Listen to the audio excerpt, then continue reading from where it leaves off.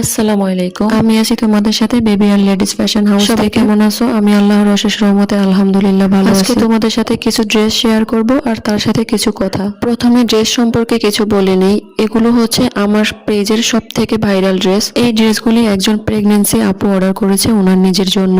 তাই বলে যে ড্রেসগুলি শুধু প্রেগন্যান্সি অবস্থায় পরতে পারবে এমনটা কিন্তু একদমই না। ড্রেসগুলি এতটা স্টাইলিশ এবং ফ্যাশনেবল, চাইলে এগুলো প্রেগন্যান্সির পরেও ইউজ করতে পারবে। এখনকার সময়ের বেশিরভাগ মেয়েরাই মেক্সি পরতে চায় না, তাদের জন্য এই ধরনের ড্রেসগুলি একদম বেস্ট অপশন। এই ড্রেসটা এমন ভাবে তৈরি করা হয়েছে যে যতটুকু প্রয়োজন ততটুকু পর্যন্ত কোমর ফিটিং করে রাখা যাবে। আমার এই ডিজাইনার ড্রেসগুলির জন্য আমার কিউট কিউট আপুরা এত পাগল, প্রতিনিয়ত আমার শুধু এই ড্রেসগুলোরই অর্ডার আসছে। তো তোমরা একটা একটা করে ড্রেস দেখতে থাকো, আমি তোমাদের সাথে কিছু কথা শেয়ার করব। এখন আমি প্রতিনিয়ত টিকটক থেকে একটাই প্রশ্ন পাচ্ছি যে প্রত্যেকটা আপু আমাকে শুধু একটা কথাই বলতেছে যে আপু তুমি এই কাজটা কিভাবে শুরু করেছো, আমরা তোমার মতো কাজ করতে চাই। অনেক আপু তো রীতিমতো আমার সাথে ইমোতে কন্ট্রাক্ট করে আমার থেকে অনেক কথা জানতে চায়। আমি কোথা থেকে ম্যাটেরিয়াল আনি, আমি কোথা থেকে কাজ শিখেছি, তাদেরকে আমি কাজ শিখাতে পারবো কিনা। তো ভাবলাম প্রত্যেকের প্রশ্নের জবাবগুলো একটা ভিডিওতে দিয়ে দিই, যেহেতু আমার এই প্রশ্নটা সব থেকে বেশি আসে। শখের বসে 2019 সালে টেলারি কাজ শিখেছিলাম। প্রথমে আমি আমার নিজের ড্রেসগুলি সেলাই করতাম, আমার মেয়ের জন্য টুকটাক ড্রেস বানাতাম। সেগুলি দেখে আশেপাশের অনেকেরই খুব পছন্দ হতো, তারা চাইতো তাদের জন্য বানিয়ে দেওয়ার জন্য।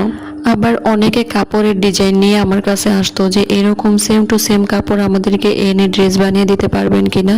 তো আমি চেষ্টা করতাম খুচরা মার্কেট থেকে সেম টু সেম কাপড়গুলি ম্যানেজ করে তাদেরকে ড্রেস বানিয়ে দেওয়ার জন্য। আমি যখন খুচরা মার্কেট থেকে কাপড় কিনে ওনাদের জন্য ড্রেস তৈরি করতাম, আমার তেমন কোনো লাভ থাকতো না, শুধু সেলাইয়ের মজুরিটা থাকতো। তাই আমার হাজবেন্ড আমাকে একবার পরামর্শ দিল যে তুমি এভাবে কাপড় না কিনে পাইকারি মার্কেট থেকে পাইকারি ভাবে কাপড় কিনে সেল করো, তাহলে হয়তোবা তোমার কিছুটা প্রফিট থাকবে। তারপর থেকে আমি টুকটাক কাপড় উঠানো শুরু করে দিয়েছি। কিন্তু আমি এখন বর্তমানে মোটামুটি আলহামদুলিল্লাহ অনেক ভালো আছি, সবই আল্লাহর তরফ থেকে আমার জন্য নেই। তবে আমি বরাবরই চেষ্টা করি আনকমন কিছু কালেকশন করার জন্য। আমি যে ডিজাইনগুলি তৈরি করব সেগুলি যাতে আনকমন হয়, সেলাইয়ের ফিনিশিং যেন 100% থাকে। আমি সব সময় চেষ্টা করি আমার কাস্টমারদেরকে বেস্ট দেওয়ার জন্য। সবকিছু মিলিয়ে আলহামদুলিল্লাহ। তবে আমি যত কিছুই করি না কেন আমি কখনোই এত দূর আসতে পারতাম না যদি আল্লাহর রহম আমার উপর না থাকতো আর আমার হাজবেন্ডের ছায়া আমার উপর না থাকতো। আমার বিজনেসের উপর আমার থেকেও সব থেকে বেশি অবদান আমার হাজবেন্ডের। সে আমার প্রত্যেকটা কাজে আমাকে অনেক সাহায্য করে। আসলে এক কথায় বলতে গেলে যে তাকে ছাড়া আমি পুরাই শূন্য, তার সাপোর্ট আছে বলেই আজকে আমি এত দূর আসতে পেরেছি। আর সব থেকে বড় কথা হচ্ছে যে আল্লাহর অশেষ রহমত আমার উপরে ছিল, তাই আমি দূর আসতে পেরেছি। আসলে আমি মনে করি একটা মেয়ে তার হাজবেন্ডের সাপোর্ট ছাড়া কখনোই সে সফল হতে পারে না। জানি না অন্য মেয়েরা কিভাবে কি করে, কিন্তু আমি আমার হাজবেন্ডের সাপোর্ট ছাড়া কখনোই এত দূর আসতে পারতাম না। ভবিষ্যতে আমি যত দূর যাব আমার হাজবেন্ডের সাপোর্ট ছাড়া আমি যেতে পারবো না। জানি না ভবিষ্যতে আল্লাহ আমার কপালে কি নির্ধারণ করে রেখেছে, তবে আমি আল্লাহর কাছে এতটুকুই দোয়া করি যাতে ভবিষ্যতে আমি যদি ভালো কিছু করতে পারি তাহলে যেন সেটা আমার হাজবেন্ডের হাত ধরেই হয়। আমার কাজকর্ম নিয়ে আমার থেকে বেশি ওর প্যারা নিতে হয়।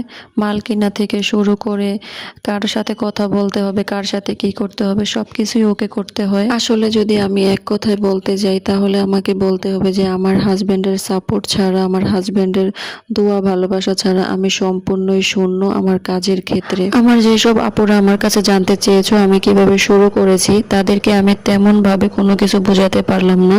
আসলে আমি যেভাবে শুরু করেছি আমি তোমাদের সাথে সেটাই শেয়ার করলাম। জানি না তোমাদের কাছে কেমন লেগেছে, তবে ভালো লাগলে অবশ্যই কমেন্ট করবে। সবাই ভালো থাকবে, সুস্থ থাকবে, আমার জন্য দোয়া করবে। আল্লাহ হাফেজ।